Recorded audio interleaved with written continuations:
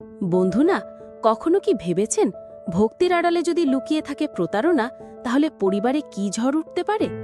আজকের এই পর্বে আমরা দেখব গাঙ্গুলি বাড়িতে দেবলীনার আসল চেহারা ফাঁস হয়ে যাওয়ার পর কি ঘটে। গুরুদেব শুরু থেকেই দেবলীনার প্রতি সন্দেহপ্রবণ ছিলেন। তার দূরদৃষ্টি দিয়ে তিনি বহু আগেই বুঝে গিয়েছিলেন এই মেয়েটি মোটেও গাঙ্গুলি বাড়ির বৌমা হওয়ার যোগ্য নয়। তবে তিনি নীরব ছিলেন, কারণ অপেক্ষা করছিলেন সঠিক সময়ের। সময় এসেছিল যখন গুরুদেব স্পষ্ট জানিয়ে দিলেন, যদি দেবলীনার সঙ্গে ঈশানের বিয়ে হয় তবে ঈশানের জীবন মারাত্মক ঝুঁকির মুখে পড়তে পারে। এই কথা শুনে ইন্দ্রাণী গাঙ্গুলি ভয়ে কেঁপে ওঠেন। তিনি জানতেন গুরুদেব কখনো অযথা ভবিষ্যৎবাণী করেন না। তাই তিনি শুরু করেন নির্জলা উপবাস ও গঙ্গার ঘাটে পূজা অর্চনা, যাতে দেবলীনার অশুভ ছায়া দূর হয়। কিন্তু ভাগ্যের খেলায় ঘটনাটি শুনে ফেলে কুসুম। সেও গুরুদেবের নির্দেশ মেনে উপবাস শুরু করে। অন্যদিকে দেবলীনা দেখাতে চাইল যে সেও উপবাস করছে, কিন্তু প্রকৃত সত্য ফাঁস হয়ে যায় যখন ঈশান ও কুসুম তাকে নিজের ঘরে লুকিয়ে সিঙ্গারা খেতে দেখে ফেলে।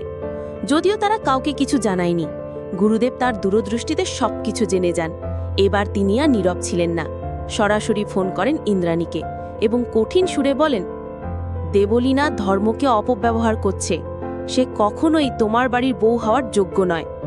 আমি ভেবেছিলাম সময়ের সঙ্গে হয়তো তুমি নিজেই বুঝবে, কিন্তু এখন আমি বাধ্য হচ্ছি সত্যিটা বলার জন্য। এই ভবিষ্যৎবাণী শুনে ইন্দ্রাণী যেন আকাশ থেকে পড়ে যান। সঙ্গে সঙ্গে তিনি দেবলীনার মা জজিতাকে ডেকে পাঠান। জজিতা আসতেই গাঙ্গুলি বাড়ির সামনে ঘটে বড়সড় অপমানের দৃশ্য। মা মেয়েকে একসঙ্গে ভর্ৎসনা করে বাড়ি থেকে বের করে দেন ইন্দ্রাণী। গাঙ্গুলি বাড়িতে নেমে আসে অদ্ভুত নীরবতা। দর্শক যেন নিঃশ্বাস আটকে অপেক্ষা করছেন। এবার কি পরিবার সত্যিই শান্তি পাবে, নাকি দেবলীনা আবারও নতুন কোনো চাল চালবে?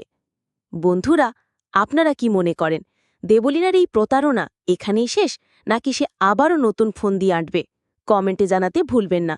আর হ্যাঁ, এমন টানটান রহস্যময় আপডেট পেতে ভিডিওটা অবশ্যই লাইক ও শেয়ার করবেন।